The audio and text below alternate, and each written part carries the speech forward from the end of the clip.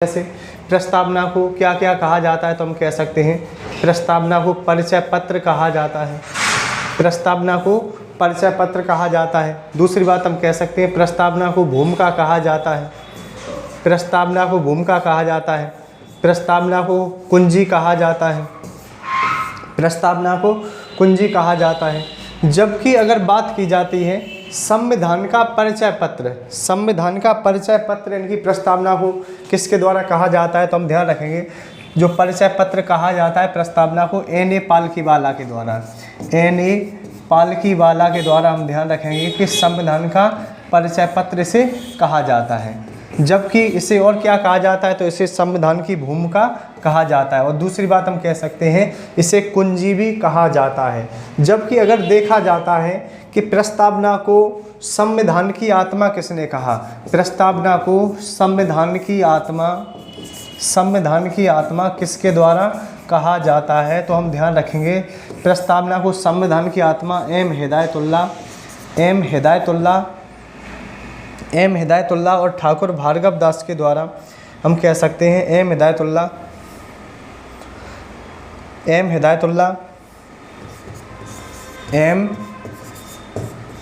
हिदायतुल्लाह और ठाकुर भार्गव दास के द्वारा संविधान की आत्मा इसे कहा जाता है।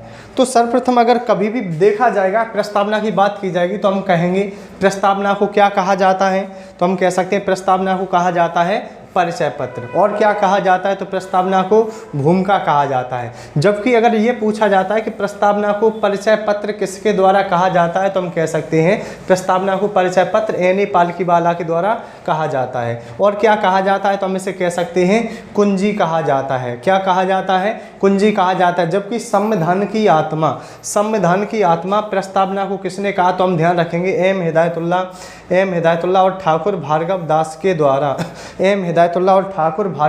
द्वारा इनकी प्रस्तावना को संविधान की आत्मा भी कहा जाता है। तो सर्वप्रथम इन तथ्यों को हम याद रख सकते हैं। लेकिन अगर बात आगे की जाती है तो हम उस रूप में हम क्या ध्यान रखेंगे प्रस्तावना के बारे में, तो सर्वप्रथम हम प्रस्तावना के बारे में ध्यान रखेंगे कि प्रस्तावना को किस बैठक में बनती है, तो हम कह सकते हैं संविधान की तीसरी बैठक होती है। संविधान की तीसरी बैठक होती है। और तीसरी बैठक हम कह सकते हैं यह जो बैठक होती है यह कब होती है, तो हम कह सकते हैं 13 दिसंबर 1946 को। यह कब होती है, तो 13 दिसंबर 1946 को होती है। कहा जाता है 13 दिसंबर 1946 की इस बैठक में। तो अगर कभी पूछा जाता है कि जो प्रस्तावना की बात की जाती है कि प्रस्तावना हमारी किस बैठक में बनती है, तो हम कह सकते हैं संविधान की तीसरी बैठक होती है। और यह कब होती है, 13 दिसंबर 1946 को। इस बैठक में क्या हुआ था कि जवाहरलाल नेहरू के द्वारा एक प्रस्ताव रखा जाता है जिसका नाम था उद्देश्य प्रस्ताव। जवाहरलाल नेहरू के द्वारा क्या रखा जाता है, उद्देश्य प्रस्ताव रखा जाता है। और उद्देश्य प्रस्ताव को ही आगे चलकर नाम दिया गया उद्देश्य का या प्रस्तावना। उद्देश्य प्रस्ताव को ही आगे चलकर नाम क्या दिया जाता है, उद्देश्य का या प्रस्तावना। तो अगर कभी पूछा जाता है कि उद्देश्य का को और क्या कहा जाता है, तो हम कह सकते हैं उद्देश्य का को प्रस्तावना कहा जाता है। और यह किस बैठक में बनती है, तो 13 दिसंबर 1946 की बैठक में बनती है। अब बात यह की जाती है कि जब ये बन तो जाती है 13 दिसंबर 1946 की बैठक में, लेकिन इसे लागू कब किया जाता है, तो हम कह सकते हैं 22 जनवरी 1947 की बात की जाएगी। तो 22 जनवरी 1947 में हम कह सकते हैं 22 जनवरी 1947 को हम कह सकते हैं कि प्रस्तावना को लागू कर दिया जाता है। 22 जनवरी 1947 की बात की जाती है तो हम कह सकते हैं प्रस्तावना को लागू कर दिया जाता है। जबकि आगे चलकर देखा जाता है कि प्रस्तावना के लिए दो बाद आते हैं। बाद में हम क्या ध्यान रखेंगे, तो बाद में हम ध्यान रखेंगे तो पहला मामला आता है बेरुवाड़ी मामला।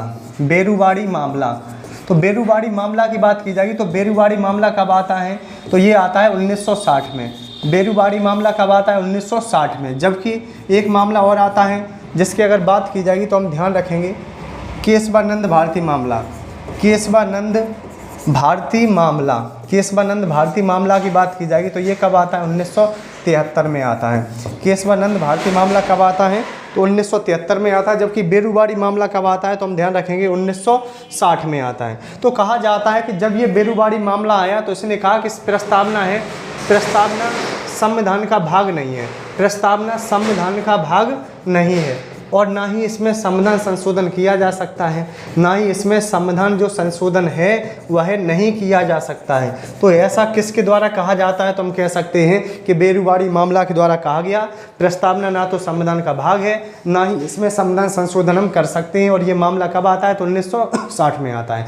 जबकि अगर बात की जाएगी इसके बाद दूसरा मामला आता है केशवानंद भारती मामला, जो केरल से संबंधित था। यह 24 अप्रैल 1973 को आया और इस मामले में पहली बार कहा गया कि प्रस्तावना संविधान का भाग है और इसमें हम संविधान संशोधन भी कर सकते हैं, इसमें हम संविधान संशोधन भी कर सकते हैं। तो यह मामला केशवानंद भारती मामला 1973 में आता है।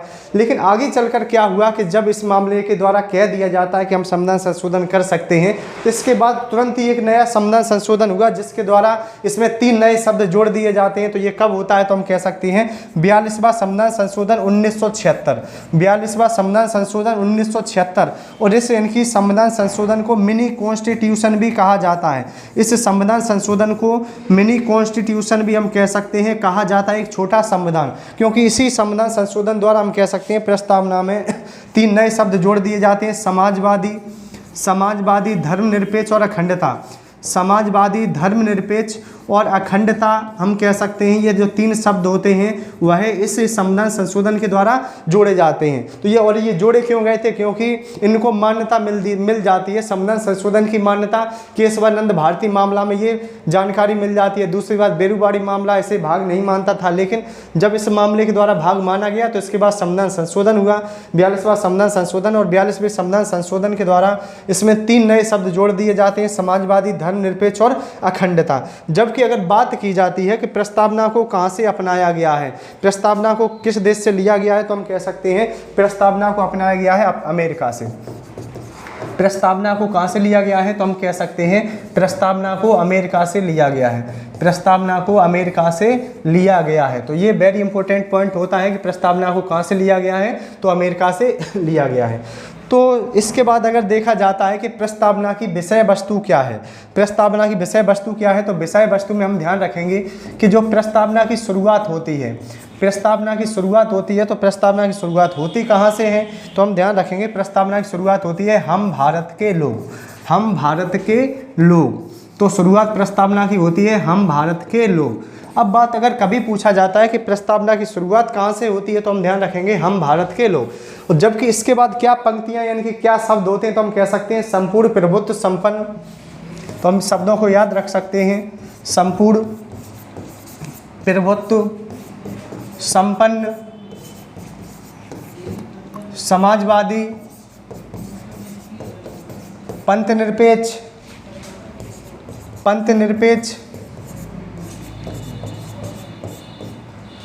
लोकतांत्रिक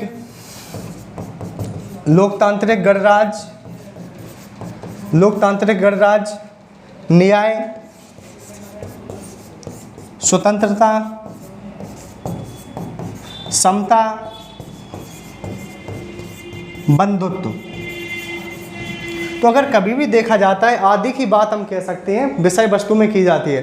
तो अगर पूछा जाता है कि प्रस्तावना को कहाँ से लिया गया है तो हम ध्यान रखेंगे अमेरिका से।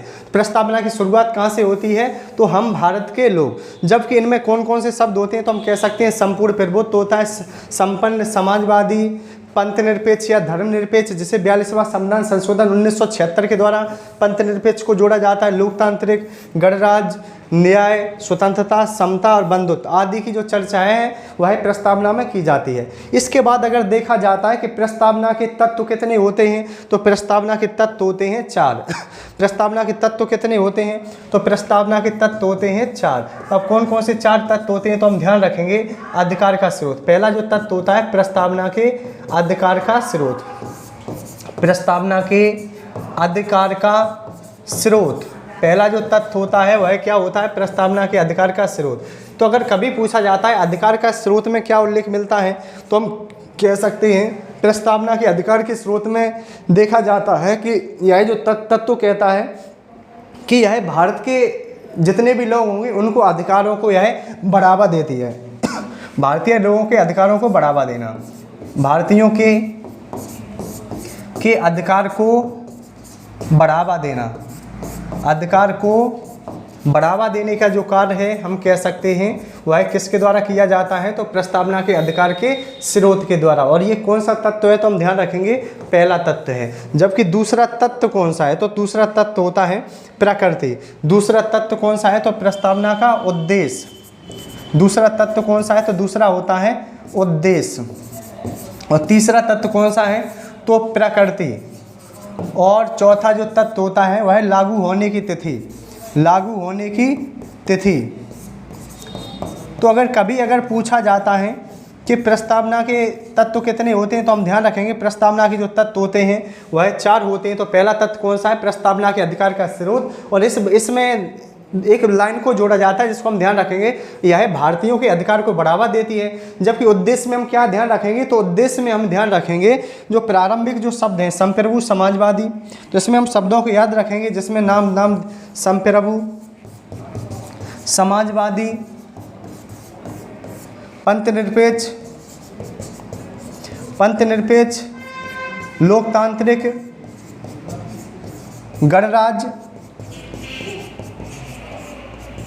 तो अगर इतने शब्दों की अगर बात की जाएगी, उद्देश्य में कौन कौन से शब्द आते हैं, तो संप्रभु, समाजवादी, लोकतांत्रिक, गणराज्य, पंथनिरपेक्ष, ये जो शब्द होते हैं वह किस में आते हैं, तो उद्देश्य में आते हैं। जबकि अगर प्रकृति की बात की जाएगी, प्रकृति की, तो प्रकृति में हम ध्यान रखेंगे न्याय, स्वतंत्रता, समता, बंधुत्व। इसमें हम ध्यान रखेंगे न्याय, स्वतंत्रता, समता, बंधुत्व आदि की जो चर्चा है हम कह सकते हैं प्रकृति में की जाती है। जबकि ऐसे हम ध्यान रख सकते हैं जो आधे शब्द होते हैं वह उद्देश्य में आ जाते हैं, जो बचे हुए जो शब्द होते हैं वह प्रकृति में देखने को मिलते हैं। जबकि चौथा तत्व क्या होता है, तो ये क्या कहता है, तो हम कह सकते हैं लागू कब होता है हमारा भारतीय संविधान, तो 26 जनवरी 1950 को होता है। तो 26 जनवरी 1950 को हमारा भारतीय संविधान लागू हो जाता है। तो जिसको हम इन 4 तत्वों के रूप में देख सकते हैं। अब देखेंगे कि प्रस्तावना में जो शब्दों का जो उल्लेख मिलता है, उन शब्दों का क्या अर्थ है, इनकी भारतीय संविधान के द्वारा किया जाता है, उसको हम समझने का प्रयास करेंगे। तो सर्वप्रथम इनकी जो शब्द देखा जाता है उसका नाम है संप्रभुता। उसका नाम क्या है, संप्रभुता। तो संप्रभुता में हम ध्यान रखेंगे संप्रभुता का अर्थ क्या होता है, तो संप्रभुता का अर्थ होता है भारत ना तो किसी देश पर निर्भर है। तो इसमें कहा जाता है भारत ना तो किसी देश पर निर्भर है, ना ही किसी देश का डोमिनियल है। तो संप्रभुता में हम ध्यान रखेंगे कि जैसे हम देख सकते हैं अगर किसी भी मामला, कोई भी मामला या कोई भी कार्य जो भारत में होता है तो इसका जो निर्णय है वह भारतीय सरकार के द्वारा लिया जाएगा, ना कि किसी अन्य सरकार के द्वारा। तो हम कह सकते हैं संप्रभुता का अर्थ होता है भारत ना तो किसी देश पर निर्भर है, ना ही किसी देश का डोमिनियल है, यानी किसी भी मामले के लिए स्वतंत्र है। इसी का उल्लेख मिलता है भारतीय संप्रभुता का। दूसरी बात हम कह सकते हैं भारत ने इनकी मई 1949 की बात की जाएगी तो मई 1949 में राष्ट्रीयता को ग्रहण किया, राष्ट्रीयता को इनकी नेशनलिटी को ग्रहण किया। दूसरी बात इसमें कहा भी जाता है भारत कोई विदेशी क्षेत्र को भी अधीन कर सकता है। तो ऐसा उल्लेख किसमें मिलता है, तो संप्रभुता में उल्लेख मिलता है। जबकि अगर दूसरे शब्द की बात की जाएगी तो हम ध्यान रखेंगे जो नेक्स्ट शब्द है समाजवादी। दूसरा शब्द की बात की जाएगी तो जिसका नाम है समाजवादी। तो समाजवादी क्या कहता है, तो समाजवादी में हम ध्यान रखेंगे कि पहली बात हम इसमें ध्यान रख सकते हैं इसके ये जो शब्द जोड़ा जाता है तो 42वां संविधान संशोधन 1976 के द्वारा इसे जोड़ा जाता है। 42वां संविधान संशोधन 1976 के द्वारा जोड़ा जाता है। दूसरी बात हम कह सकते हैं कि समाजवाद कैसा हो, गरीबी, उपेक्षा, बीमारी का निषेध हो। हमारा भारतीय समाज कैसा होना चाहिए जो गरीबी ना हो, उपेक्षा की बात ना हो और बीमारी ना हो। तो ऐसा हमारा भारतीय समाज होना चाहिए। तो दूसरी बात हम कह सकते हैं और हम समाजवादी में क्या याद रख सकते हैं, तो हम कह सकते हैं हमारा भारतीय जो समाज है वह है गांधीवाद और मार्क्सवाद, वह गांधीवाद और मार्क्सवाद का मिला जुला स्वरूप है। गांधीवाद और मार्क्सवाद का मिला जुला स्वरूप है, लेकिन हमारे भारतीय समाज में गांधीवाद की ओर ज़्यादा झुकाव देखने को मिलता है। तो कभी अगर पूछा जाता है संप्रभुता का अर्थ क्या होता है, तो हम कहेंगे कि भारत ना तो किसी देश पर निर्भर है, ना ही किसी देश का डोमिनियल है या किसी भी मामले के लिए पूर्णतः स्वतंत्र है। जबकि समाजवादी की बात की जाएगी तो हम कहेंगे कि यह शब्द पहले था नहीं, तो 42वां संविधान संशोधन 1976 द्वारा जोड़ा गया जाता है। दूसरी बात हमारा भारतीय समाज कैसा होना चाहिए जो गरीबी, उपेक्षा, बीमारी का त्याग करे। दूसरी बात गांधीवाद और मार्क्सवाद का मिला जुला स्वरूप है, जिसमें गांधीवाद की ओर ज़्यादा झुकाव देखने को मिलता है। जबकि अगर बात की जाती है न्याय की, तो तीसरा जो शब्द है उसको हम ध्यान रखेंगे न्याय। तो न्याय की बात की जाती है तो न्याय प्रस्तावना में हम कह सकते हैं, न्याय प्रस्तावना में 3 प्रकार का होता है। न्याय प्रस्तावना में कितने प्रकार का है? 3 प्रकार का है। तो सामाजिक है, आर्थिक है और राजनीतिक।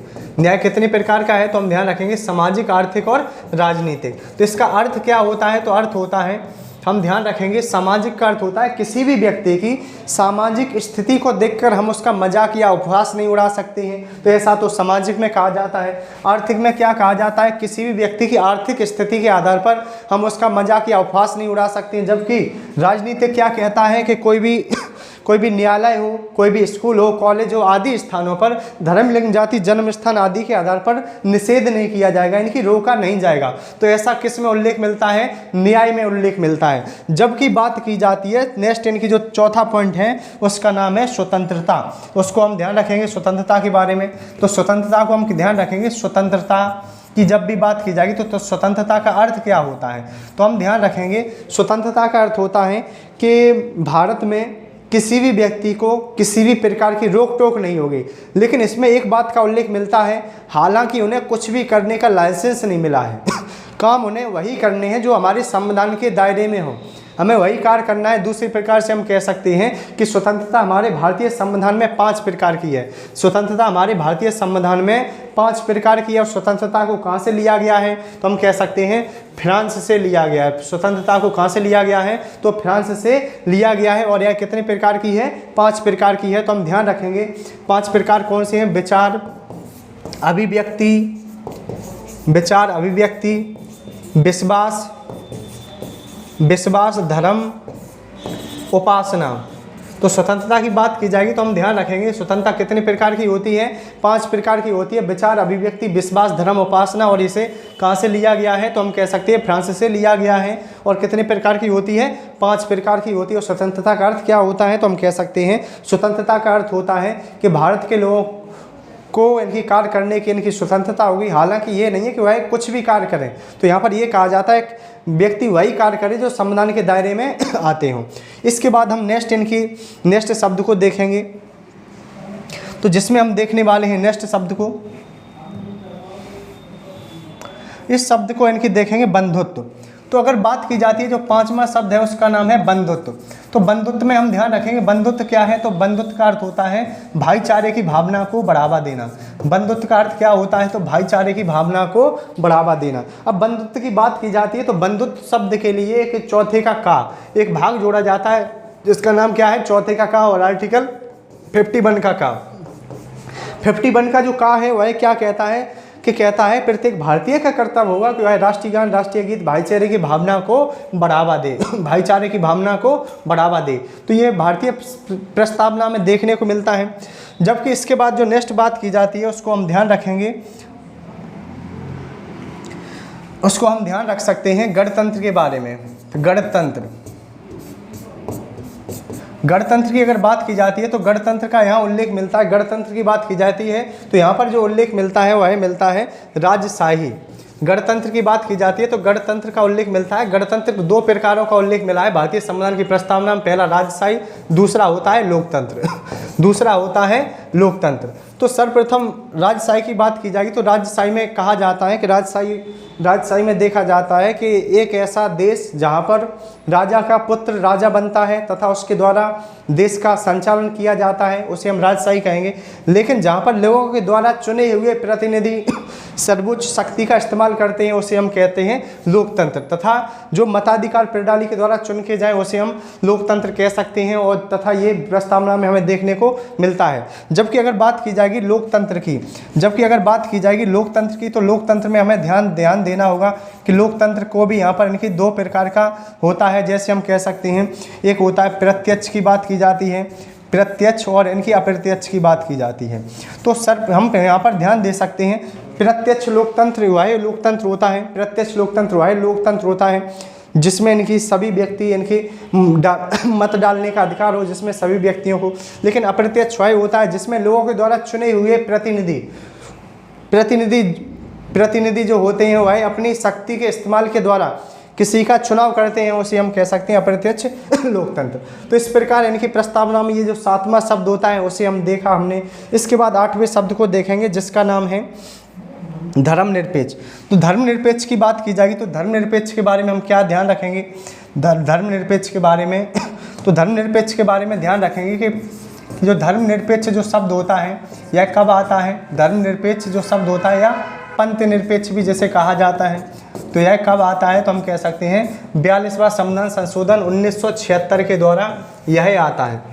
42वां संविधान संशोधन 1976 के द्वारा आता है और कहा जाता है धर्मनिरपेक्ष शब्द का अर्थ होता है कि भारत में सभी धर्म समान हैं तथा सभी धर्मों को समान प्रवज्जा दी गई है, ना कि किसी भी धर्म को विशेष रूप से प्रवज्जा नहीं दी गई, उसी को इनकी धर्मनिरपेक्ष में रखा जाता है। और कहा जाता है कि प्रारंभ में धर्मनिरपेक्ष जो शब्द था भारतीय संविधान में जोड़ा नहीं गया था, लेकिन 42वां संविधान संशोधन 1976 होता है, इसके बाद हमारे भारतीय संविधान की प्रस्तावना में धर्मनिरपेक्ष शब्द को जोड़ा जाता है। और इसी के बाद कहा जाता है कि मौलिक अधिकारों में भी आर्टिकल 25 से 28 आर्टिकल हम कह सकते हैं जोड़े जाते हैं, जिसमें इनकी आर्टिकल 25 क्या कहता है, तो कोई भी व्यक्ति किसी भी धर्म को मान सकता है, कोई भी व्यक्ति किसी भी धर्म को मान सकता है। जबकि 26 कहता है कि प्रचार और प्रसार, किसी भी धर्म को प्रचार और प्रसार करने की आज़ादी। जबकि 27 की बात की जाएगी तो 27 में हम कह सकते हैं कि किस धार्मिक जो स्थान होंगे उन पर किसी भी प्रकार का टैक्स नहीं लगेगा। जबकि 28 की बात की जाएगी तो धार्मिक संस्थान खोलने की आज़ादी, धार्मिक संस्थान खोलने की आज़ादी की यहाँ पर चर्चा की जाती है। जबकि इसके बाद अगर जो अंतिम शब्द देखा जाता है जो प्रस्तावना में हम देखते हैं जिसका नाम है समता। समता, तो समता को हम यहीं पर देख लेते हैं। समता की अगर बात की जाती है तो समता का क्या अर्थ होता है, समता का क्या अर्थ होता है, तो समता में हम ध्यान रख सकते हैं, समता में हम ध्यान रख सकते हैं कि समता का अर्थ होता है कि विशेषाधिकारों की अनुपस्थिति, विशेषाधिकारों की अनुपस्थिति। तो हम कह सकते हैं हमारे भारतीय संविधान के द्वारा कहा जाता है या हमारी भारतीय संविधान की प्रस्तावना में समता में बताया जाता है कि भारत में सभी व्यक्ति समान होंगे तथा किसी भी व्यक्ति को विशेषाधिकार प्राप्त नहीं होगा। दूसरी बात हम कह सकते हैं समता को 3 प्रकार में बांटा जाता है, 3 प्रकार में बांटा जाता है, नागरिक, राजनीतिक, आर्थिक। नागरिक, इनकी राजनीतिक और आर्थिक आदि हम कह सकते हैं, नागरिक, राजनीतिक और आर्थिक आदि भागों में हम कह सकते हैं बांटा जाता है। तो आज के वीडियो में हमने भारतीय संविधान की प्रस्तावना को देखा, जिसमें हमने देखा कि प्रस्तावना को कहाँ से लिया जाता है तथा इनकी विषय वस्तु क्या होती है तथा इनके तत्व क्या होते हैं और तथा इनके जो शब्द हैं कितने महत्वकारी होते हैं। तो इस वीडियो के माध्यम से हमने प्रस्तावना को समझा। अगर वीडियो पसंद आता है तो चैनल को लाइक, सब्सक्राइब एंड शेयर करें। वीडियो देखने के लिए धन्यवाद।